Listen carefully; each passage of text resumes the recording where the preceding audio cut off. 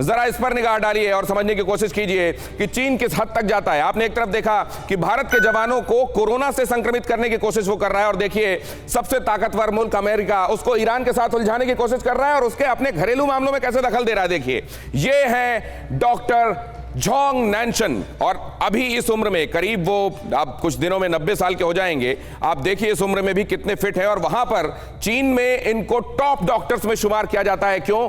क्योंकि वो सार्स का मामला हो या अब कोविड का, ये डॉक्टर जो है ये पल्मोनरी डिजीजेस का, थोरेसिक डिजीजेस का एक्सपर्ट माना जाता है और पूरी दुनिया इसका लोहा मानती है।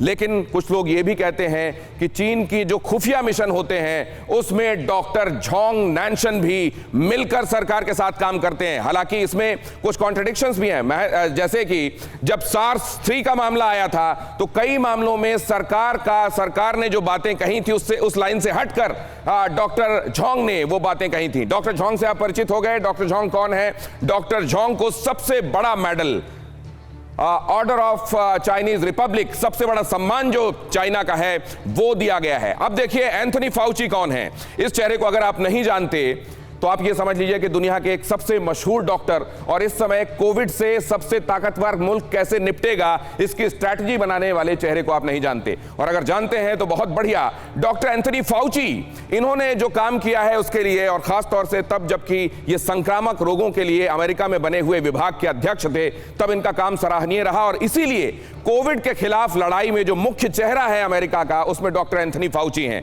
लेकिन डॉक्टर एंथनी फाउची को लेकर अब चीन ने क्या कहा है वो मैं दिखाता हूं। चीन की तरफ से यह कहा गया है कि हमने तो अपने डॉक्टर का सम्मान किया, हमने तो अपने डॉक्टर का सम्मान किया, हमने सबसे बड़ा सम्मान उनको दिया। एंथनी फाउची को लेकर ट्रंप जवाब दें।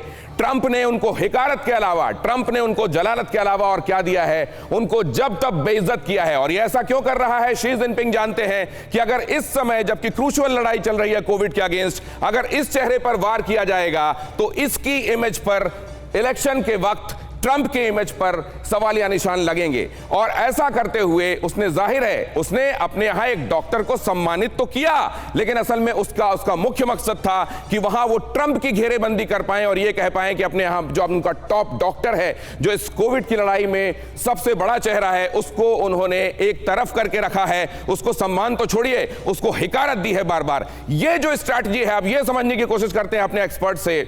और ये क्या जीजी द्विवेदी साहब, आप ही से मैं ये समझना चाहता हूं कि क्या ये हम लोग ऐसा पढ़ रहे हैं या वाकई चीन ऐसे ही षड्यंत्रकारी काम करता है?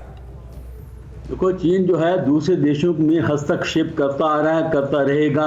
और उसका अभी ये मुद्दा है कि कहीं ट्रंप दोबारा इलेक्ट ना हो जाए। अगर वो इलेक्ट हो गए तो उनकी जो पॉलिसी रही है अगेंस्ट चीन वो बहुत ही आक्रामक रही है।